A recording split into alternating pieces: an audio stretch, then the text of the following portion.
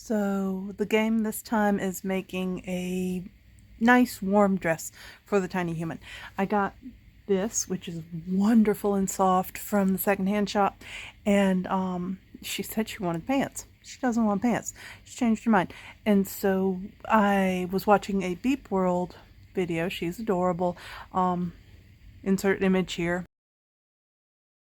And baby's like, yeah, I'd like that dress. And so I don't have enough fabric for that dress, but I have a plan.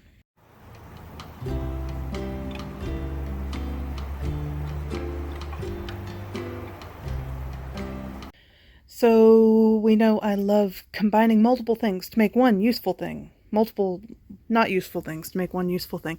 This is an old dress of mine that I love the placket on.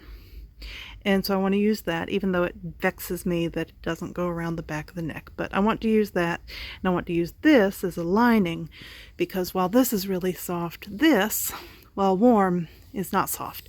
This is a dress my mama made for the tiny human, and warm, not soft, also way too small now. So it's getting cut up to make skirt longer, and and then it'll get added elsewhere to visually incorporate things. So step one was cutting the threads.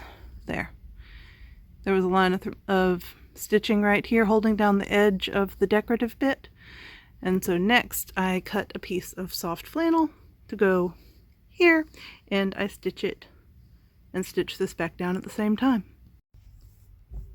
You know,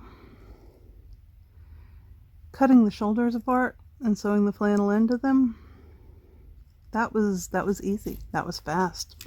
That was, yay, this dress is coming together quickly. This is a pain in the butt.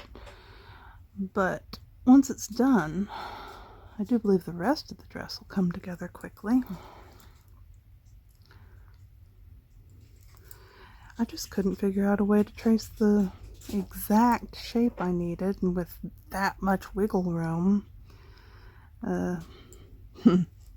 this is the solution I came up with. Apparently Mama went with like a paneled 3/4 circle skirt with only one pocket.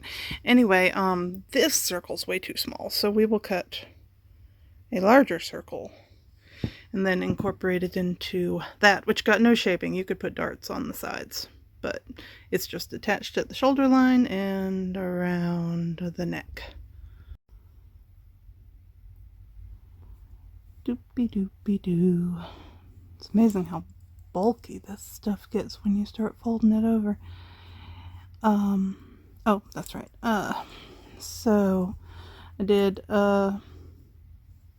this circumference sized strip of flannel between the body of the dress and the beginning of the skeleton panel, because there's just a little bit of gathering there, but this is easier to gather. And also I thought it would make it look a little more deliberately, oh, I just wanted some dancing skeleton panel on the skirt, as opposed to, oh wow, I'm really low on fabric.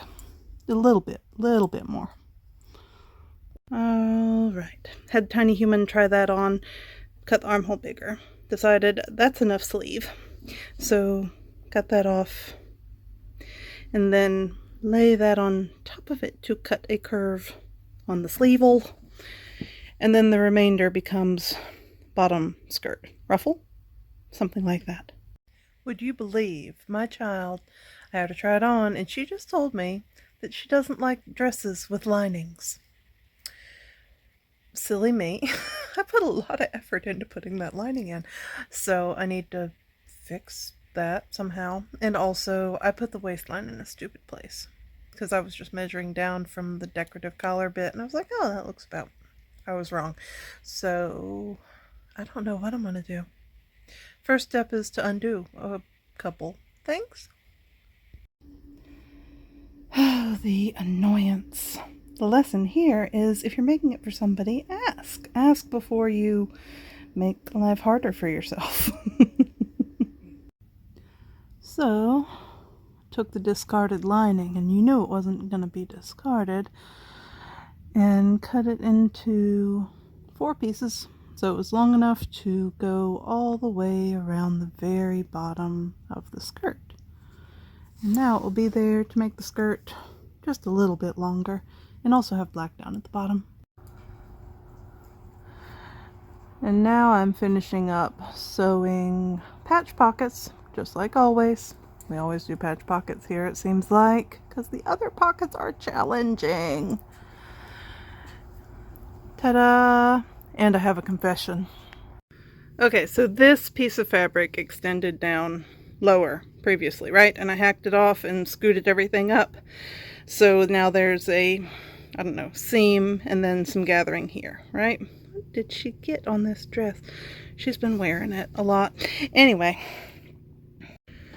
so this was always the first ruffle, and then there was this being one piece.